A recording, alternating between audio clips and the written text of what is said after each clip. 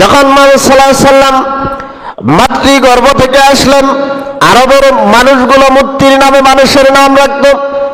আব্দুল ওয়াহাব মূর্তির নামে মানুষের নামগুলো রাখত। আব্দুল উজ্জা, আব্দুল শামস, আব্দে মানাফ, এভাবে নামগুলো রাখত।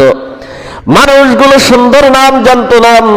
যেই মূর্তির পূজা করত, এই মূর্তির নামকে বরকত করে মানুষ বনি আদম নামক শ্রেষ্ঠ জাতির নামগুলো রাখা হতো।